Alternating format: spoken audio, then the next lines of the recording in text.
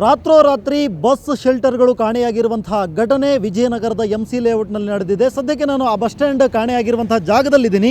ಸುಮಾರು 3 ಬಸ್ ಸ್ಟ್ಯಾಂಡ್ಗಳು ಈ ವಿಜಯನಗರದ ಆಸುಪಾಸಿನಲ್ಲಿ MC ಲೇಔಟ್ನಲ್ಲಿ ಈಗಾಗಲೇ ಕಾಣೆಯಾಗಿರುವಂಥದ್ದು. ಸದ್ಯಕ್ಕೆ ನಾನು ಸರ್ವಜ್ಞ ಪಬ್ಲಿಕ್ ಸ್ಕೂಲ್ ಎದುರು ಭಾಗದಲ್ಲಿರುವಂಥ ಬಸ್ ಸ್ಟ್ಯಾಂಡ್ ಕಾಣೆಯಾಗಿರುವಂಥ ಜಾಗವನ್ನು ನಿಮಗೆ ತೋರಿಸ್ತಾ ಹೋಗ್ತೀನಿ.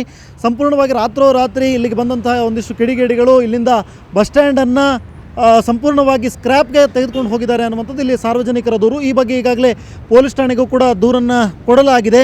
ಸದ್ಯಕ್ಕೆ ಗಮನಿಸ್ತಾ ಇದ್ದರೆ ನೀವು, ಇದು ಬಸ್ ನಿಲ್ದಾಣ ಇತ್ತು ಅನ್ನುವಂಥ ಜಾಗದ ಒಂದು ಗುರುತು. ಸುಮಾರು 2019ರಲ್ಲಿ ನಿರ್ಮಾಣವಾಗಿದ್ದಂಥ BBMP ಅನುದಾನದಲ್ಲಿ ನಿರ್ಮಾಣವಾಗಿದ್ದಂಥ ಬಸ್ ಶೆಲ್ಟರ್ಗಳು. ಇದು ಸಾಕಷ್ಟು ಹೈಟೆಕ್ ಟಚ್ಚನ್ನು ಪಡೆದುಕೊಂಡಿದ್ದಂಥ ಬಸ್ ನಿಲ್ದಾಣ. ಇದು ಸಾಕಷ್ಟು ಪ್ರಯಾಣಿಕರು ಈ ಒಂದು ಬಸ್ ನಿಲ್ದಾಣಕ್ಕೆ ಬರ್ತಾಯಿದ್ರು, ಬಸ್ ನಿಲ್ದಾಣದ ಸದುಪಯೋಗವನ್ನು ಪಡ್ಕೊಳ್ತಾ ಇದ್ರು.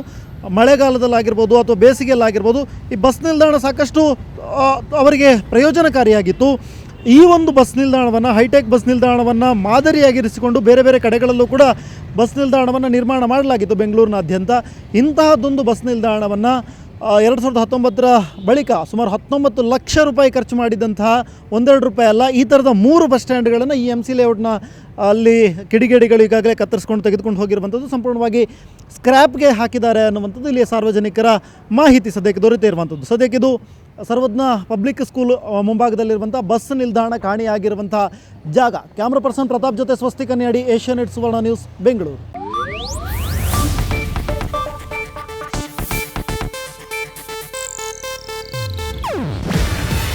ಇದು ಏಷ್ಯಾನೆಟ್ ನ್ಯೂಸ್ ನೆಟ್ವರ್ಕ್ ಪ್ರಸ್ತುತಿ. ನೀವು ನೋಡ್ತಿದ್ದೀರಾ ಏಷ್ಯಾನೆಟ್ ಸುವರ್ಣ ನ್ಯೂಸ್.